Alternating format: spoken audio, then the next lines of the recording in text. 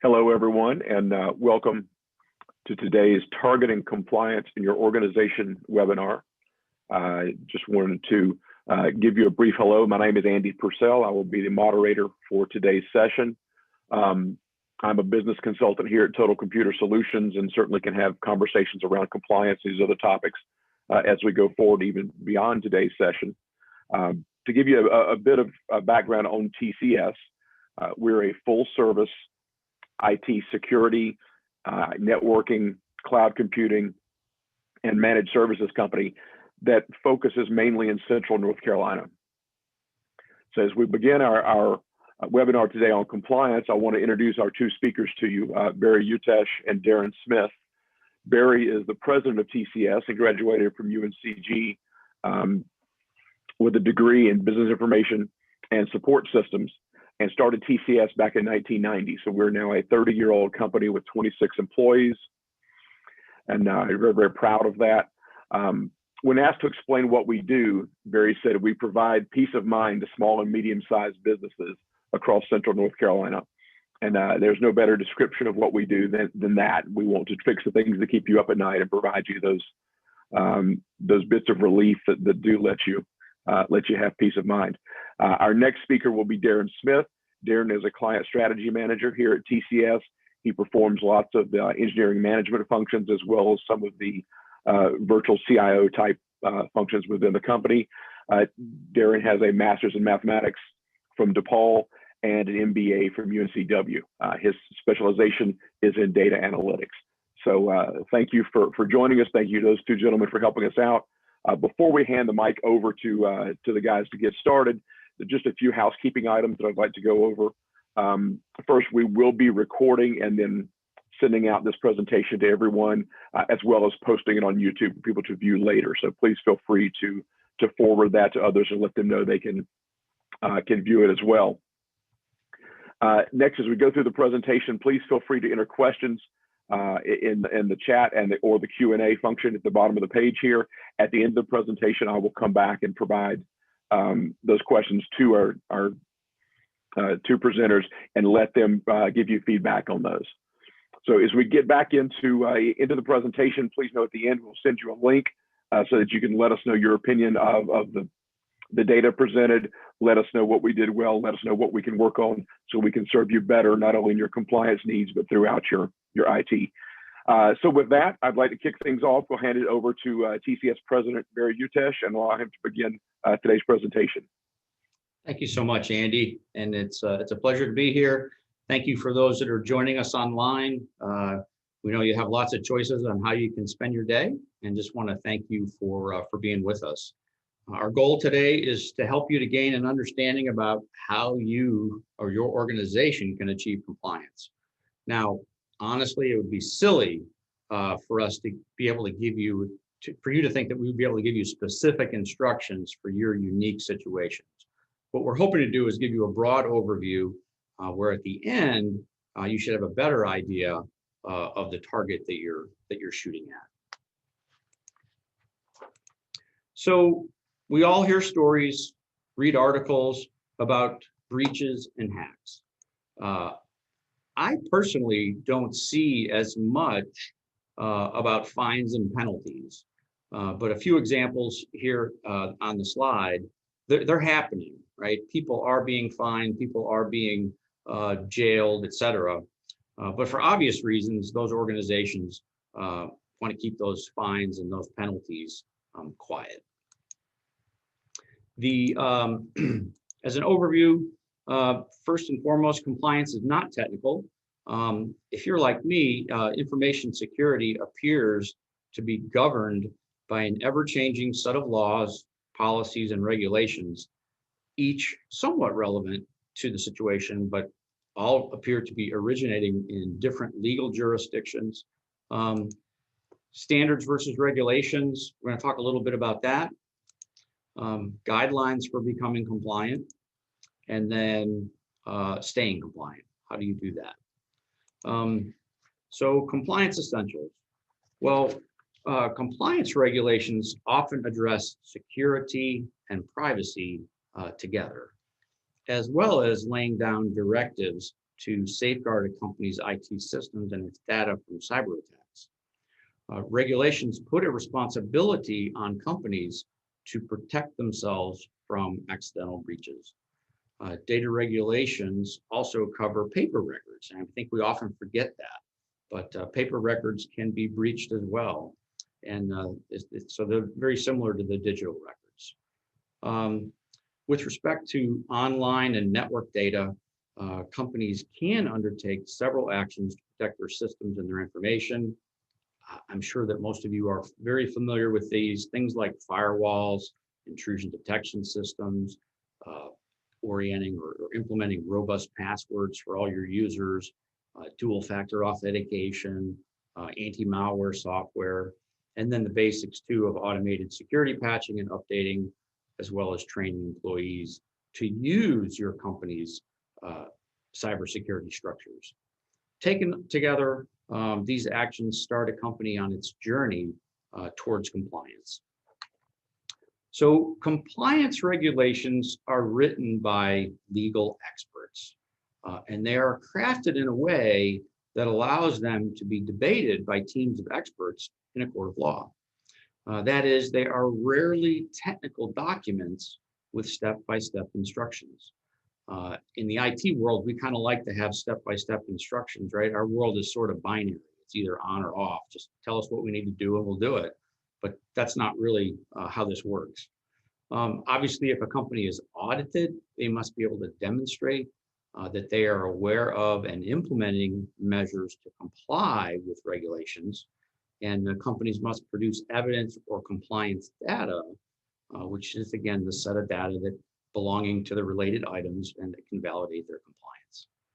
So there are some well-known regulations, including the U.S. Federal Information Security Management Act, FISMA.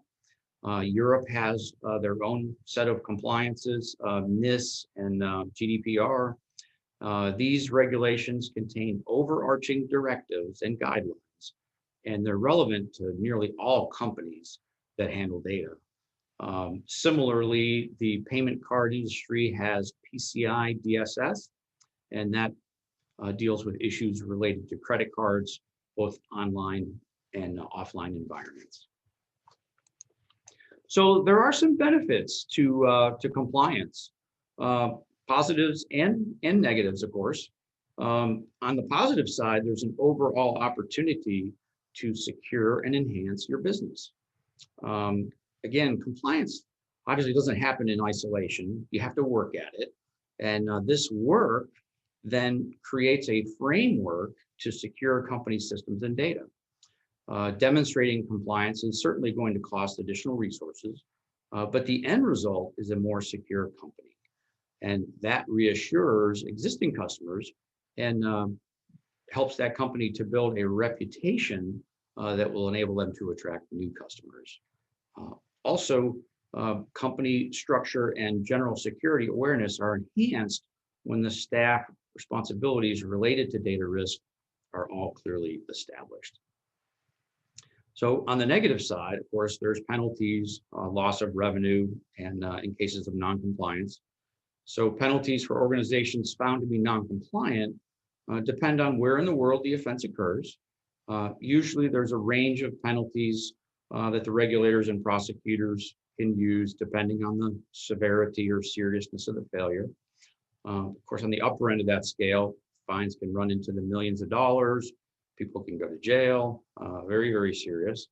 But that's not to negate the consequences of some of the lower end issues.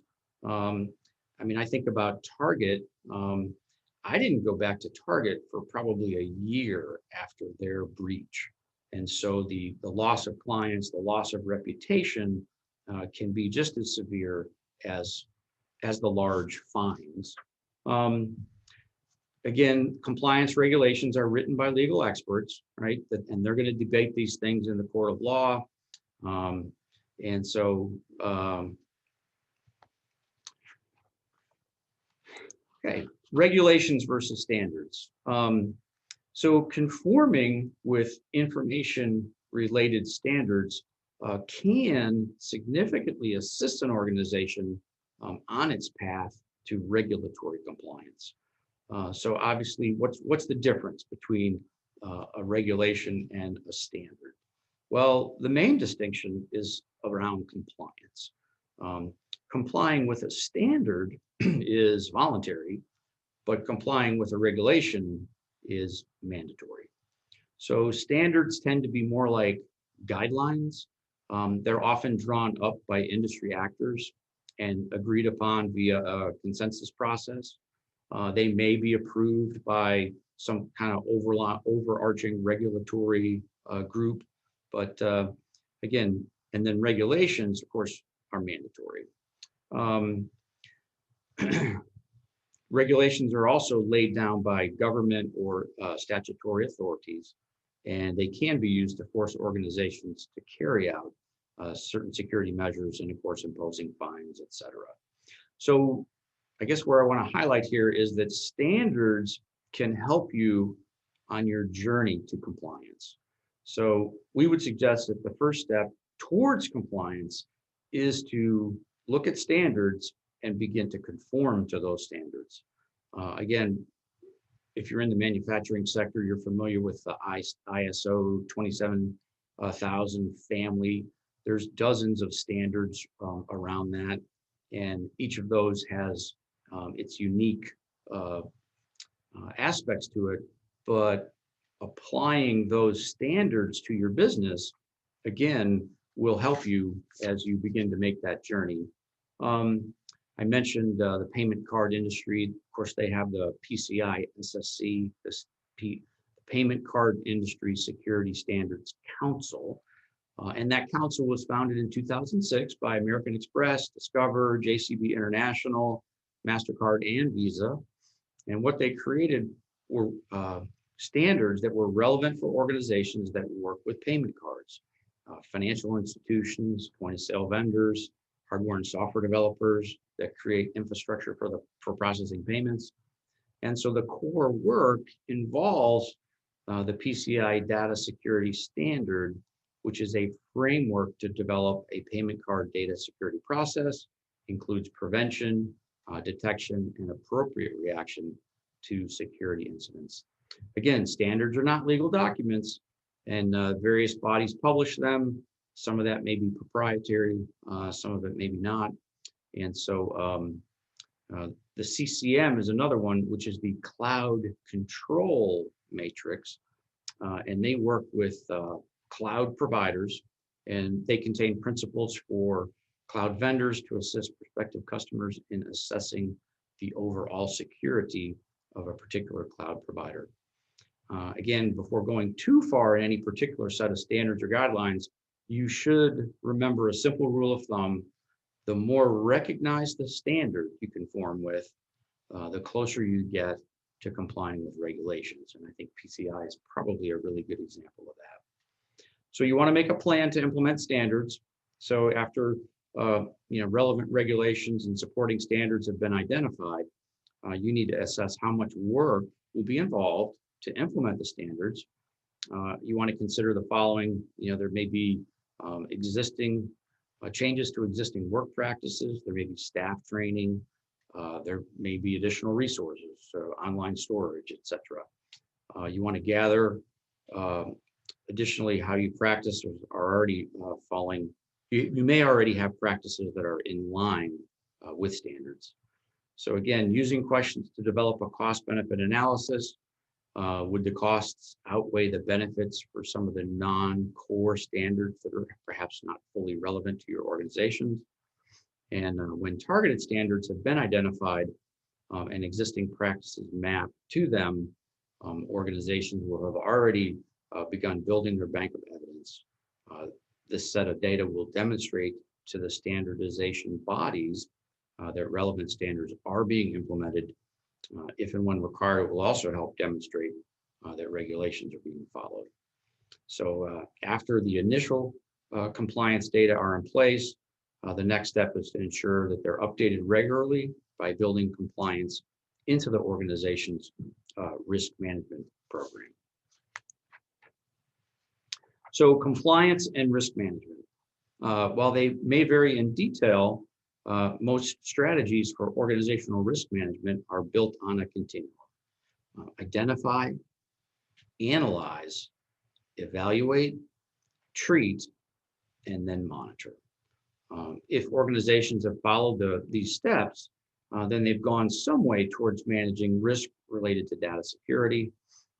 Compliance risk assessments can now run concurrently with the wider risk assessments of the organization.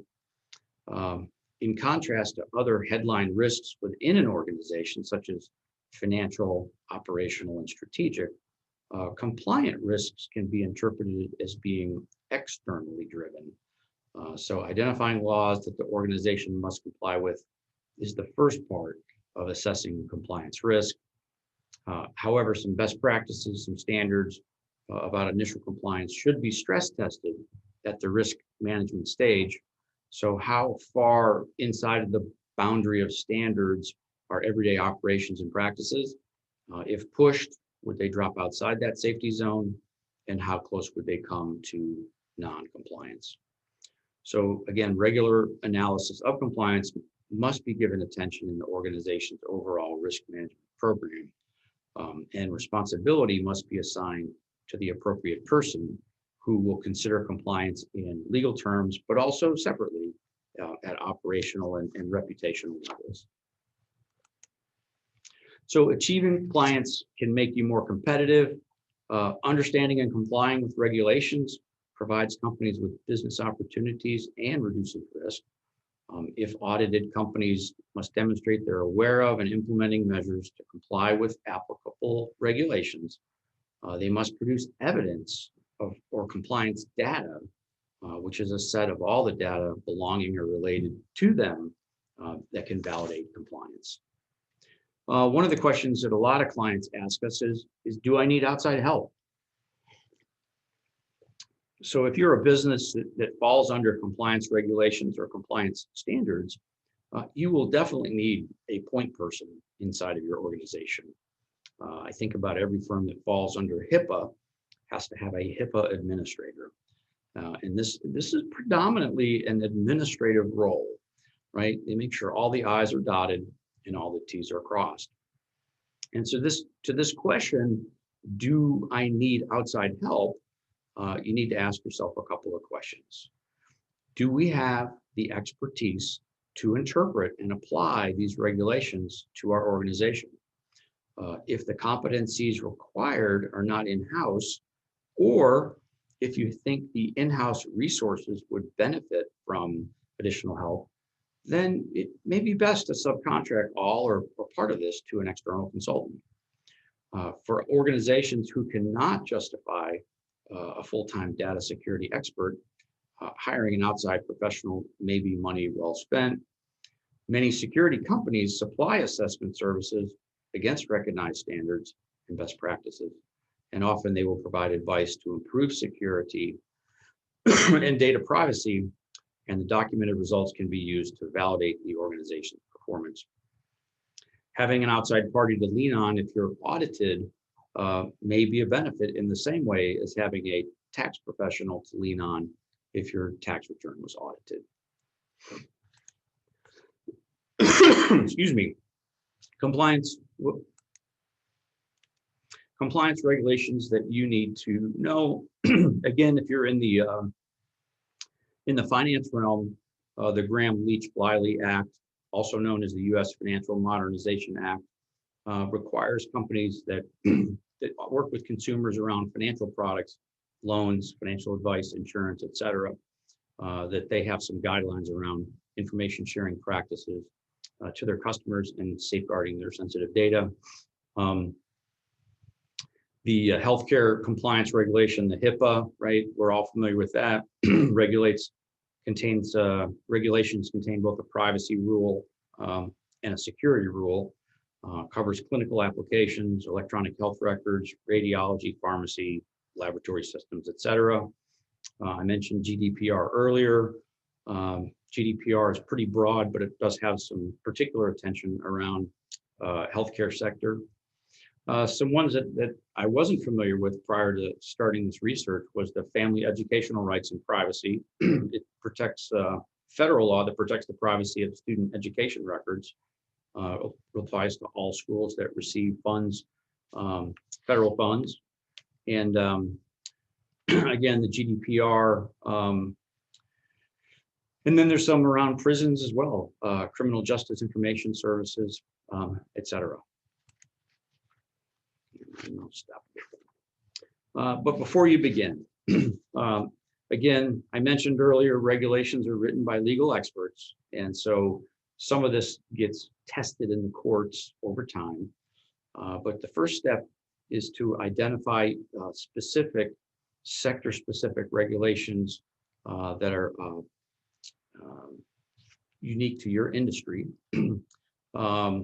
Again, I mentioned earlier the overarching FISMA, Federal Information Security Management, that requires all federal agencies to provide security programs for the information in systems that support their operations and assets.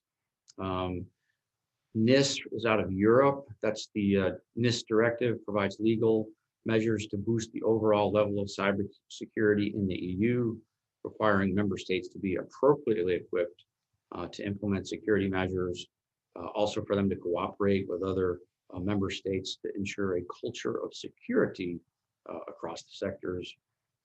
GDPR, that replaces the Data Protection Directive and seeks to harmonize data privacy laws across Europe. It protects and empowers all EU citizens. So again, as you begin focusing on regulations specific to your organization's sector, be it finance, healthcare, et cetera, bear in mind that geographic jurisdictions where you operate will dictate some of your regulations as well. For example, if you're based in Canada, but you carry out work in France, then you may be liable to comply with both French as well as Canadian regulations. So again, if you have cloud computing and where is that located, again, that may influence. As I mentioned the last couple of things there, my expectation is that the new administration will be rolling out regulations similar to GDPR for the US, and again, would expect that there to be additional things that we're going to have to comply with in the next few years. The final piece of the compliance jigsaw is auditing to verify that your organization is in compliance. And one of the questions that's asked is, should that be internal or external, or maybe even both? So compliance data itself and documenting risk assessments related to compliance are both audit type materials. Compliance expertise, whether it's in-house or external, should guide your internal audit process. And as with risk assessment, auditing for data security compliance requires its own role with the wider internal auditing procedures that you use. If a risk assessment is carried out thoroughly, then internal auditing will be a straightforward follow-on task. External audits should be used to augment and validate internal ones. People outside the organization who can audit for data security include some of the standards bodies that I already mentioned, and then regulators, of course, which are often government or industry appointed agencies. Obviously, there are numerous private companies also who offer their auditing services, and they will use regulations and standards as the metrics for their work. External auditing will involve financial outlay for organizations, and so cost benefit analysis will have to be done on that.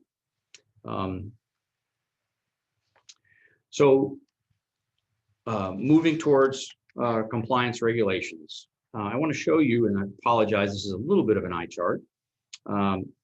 Here is the kind of the playbook for NIST 800-171.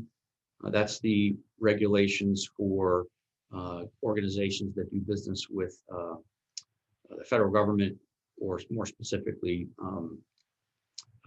the War Department. So this is provided free by the government, and you can see the link at the bottom, and that's a little bit lengthy, but if you were to search for NIST 800-171, and you look under Department of Interior there, you'll be able to find that. Again, I mentioned earlier, this is not a step-by-step instruction manual, but if you wanted to, you could probably create a step-by-step manual from that file.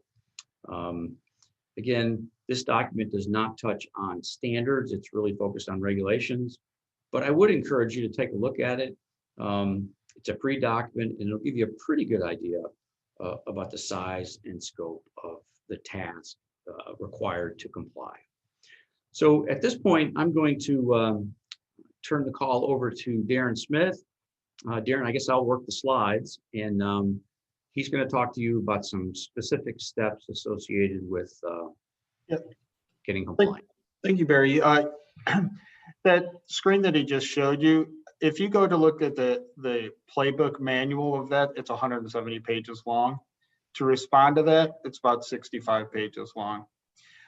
If you're on this call, you've probably already been discussing your regulations with some entity.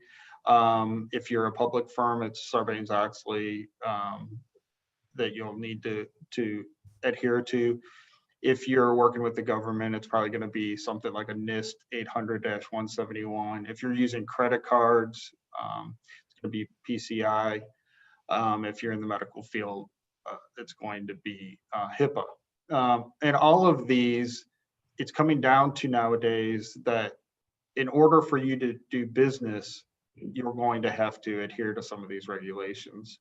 And Barry brought up standards versus regulations. Well, one of the things about standards is, like you said, it's a really good starting point. So find out what regulation, what the regulation you're needing to go after is built on, and that would be the standard. And then make sure you read through that. I have 2 master's degrees, and I can tell you the NIST 800-171 is written very cryptically. Going back to the conversation of do we do an internal audit or an external audit? Yes, you do an internal audit because you're going to have to maintain this stuff, but you also will most likely want to get somebody to translate for you some of the questions on these standards. But what I wanted to do was kind of break down the wall and allow you to see what is in almost every compliance need. One, you'll need a compliance officer, somebody in-house that will be responsible for answering these questions. Doesn't mean that they have to know everything, but they have to know who to go to get the answers. There's a lot of questions on these that are related to how you run your business. Do you lock doors? Do you require people to sign in and sign out?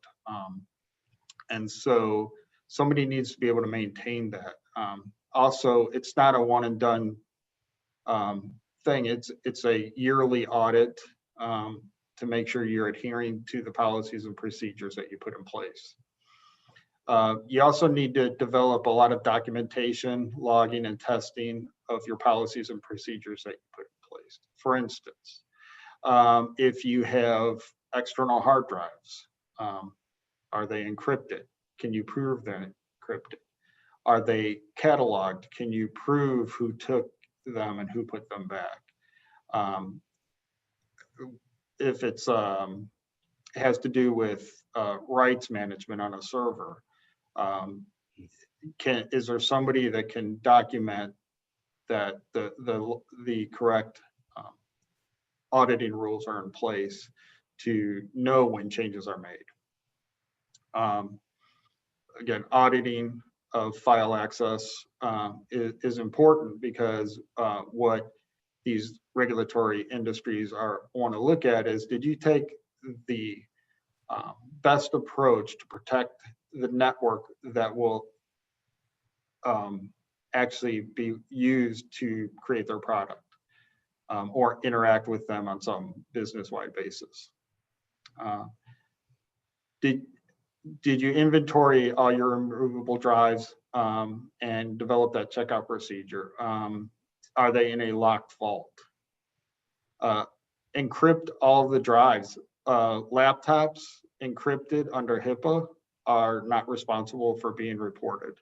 So in every regulation I've seen, the encryption of drives is necessary. When you get rid of a PC or a server, destruction of drives and documentation of the destruction of drives is necessary. Can you change the slide there, Barry? Mhm. Thanks. Password restrictions. There's no more name of your dog, 1, 2, 3. What people are looking at now is 16-character phrases in place of that, in order to just greatly reduce the risk of breaking passwords. And then adding multi-factor authentication. So when I go to log in, I have a phone or another device that has to authenticate back to me. So it's like, I'm knocking on the door, you're answering the door, I'm giving you a password, and I'm coming in. Software patching needs to be up to date. It needs to be automated, and it needs to be logged somewhere that it's happening. Firewall rules must be strengthened. If you could shut your firewall down so nothing can get in and only what needs to get out can get out, that is an ideal situation. All external access needs to come in through a virtual private network, and it needs to be logged. Again, this is all about, after the fact, how can I show that I made the best effort to protect my network, and how can I fix any of the problems that occurred if there's a flaw there. Antivirus and malware activity must be logged and evaluated. Now that is one of those that is really hard to do internally. The ability to make sure that it's working is fine, but the ability to go back months on end to see that there wasn't any kind of malicious activity really needs to be logged somewhere where you have a lot of disk space and the ability to comb through that. Log reports need to be readily available for audit purposes, and they need to be only available to certain people, and they need to be unchangeable. What these industries don't want to see is the ability for somebody to cover their backside when they do have a problem. And the change management process must be documented and stored. Again, you see a lot of this is not technical. Now there are going to be technical aspects to this, like how do I secure my wireless? How do I secure my VPN? How do I get antivirus logging? But a lot of it is documentation, and a lot of it is going back and making sure your documentation is up to date, and then you're adhering to any policies and procedures that you put in place that you said you're doing. If you said you're going to do it, you need to be doing it, you need to be documenting it. So Barry, I think that's the last slide. I'd like to pass it back to you. I think you had something to say, and then we'll take some questions. Yes. So as part of your attendance at this webinar, we are offering a free risk analysis consultation where we will come to your office and spend an hour chatting with you about your needs. And again, no charge for this. So happy to help you kind of walk through that process if that's something that would be of interest to you. So Andy, I guess, can you open up the floor for questions? Absolutely. Thanks, guys. Wonderful job, as always. If you have questions, there's a Q&A button at the bottom of the screen. If you would just click on that and then ask your question via that method. I think we have one that's in already that we can start with. Barry and Darren, if you guys jump in, whoever has an answer, or if you both have a take on it, is fine as well. So the first question that comes to us is, how do I keep my workstations and my servers up to date? And how do I know that they stay that way? So if one of you want to jump in with an opinion on that, would be great. Darren, I'll let you take that. Right. The best way to do that is to centralize that administration of that, ideally through a remote management tool. There's several out there that can do that. The what they're going to do is they're going to patch. You're going to be able to run reports proving that things were patched, and you're going to be able to adjust and push non-automated patches down to some of these machines so that you're adhering to those. But the biggest part of that is that you have some type of logging structure. A remote management tool generally will put an agent on a machine, and it will make sure that you're adhering to antivirus, malware, and making sure other malicious programs aren't running on your machines. Excellent. And Barry, is that something that TCS has an answer for, or that TCS can do? Oh, sure. We help. I would suggest we help all of our clients with that process, where we have those remote monitoring and management tools that we deploy. And one of the beauties of the tool that we use is your computer, even if it's at your house or even if it's on the road traveling. I know none of them are doing that right now, but if that computer connects to the internet, we can still patch and update it. It's not required for it to be physically on the network for it to be patched and updated. Excellent, thank you. We do have another question. What is antivirus logging? What does that entail? And who would maintain that or keep that going? Is that something, Darren, that you're familiar with? Yeah, Barry, I'll take that one as well. Yeah, this is one of the last slides we were showing, and it was talking about logging antivirus and evaluating antivirus. And the logging antivirus activity can take place locally, and in the normal course of a business, that might be okay. But when you have to deal with compliance and regulatory issues, that needs to, one, go off-site.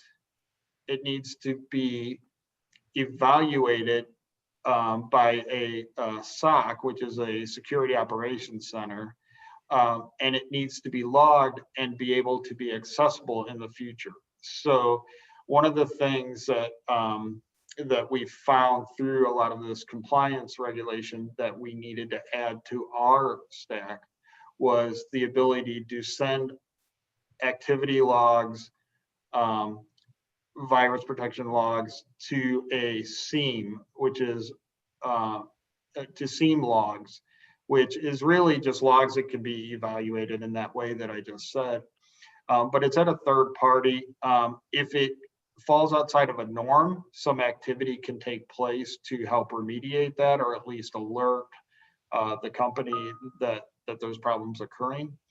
But in the bigger sense of it is that you have a historical record of the issues that are going on. So let's say that somebody loaded a piece of software in January.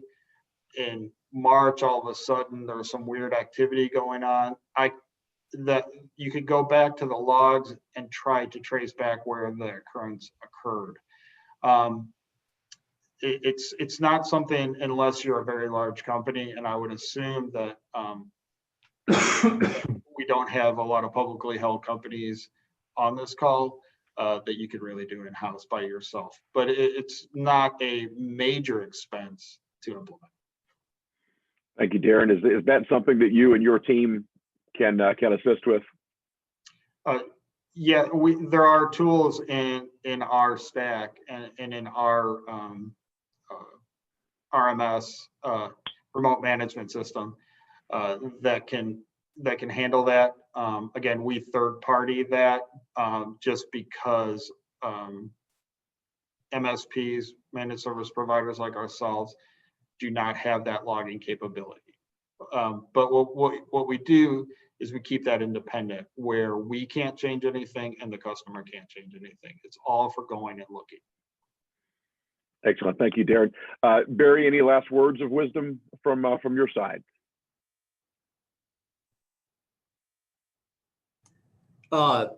Just again, thanking you for being here. Happy to help if someone has further questions around compliance regulations, And it is a portion of what we do for our clients. And so again, happy to help if that's desired. Yeah, Wonderful, gentlemen. I hope that we broke down some of the barriers so that you can see what you're walking into. I believe in the not too distant future, most business will have some type of compliance regulation. Excellent, guys. Thank you so much for your time and sharing your knowledge with us. Whether you viewed this live or whether you're viewing it now in one of the recorded areas that we have, thank you for being with us, and hopefully we've provided you with some useful information. As Barry mentioned earlier, we can help with a compliance review, as well as taking a look at the two areas that Darren mentioned of maintaining workstations, servers, and then also going through and discussing with you the compliance pieces around antivirus logging. So if you have questions about any of that, please give us a call. We'll look forward to speaking with you, and we wish you all to be very compliant and stay in with all of the range of stuff that we're able to do from a compliance standpoint, and stay in good graces with the government. Thank you very much. Have a great afternoon, and we hope to hear from you all soon. Thank you.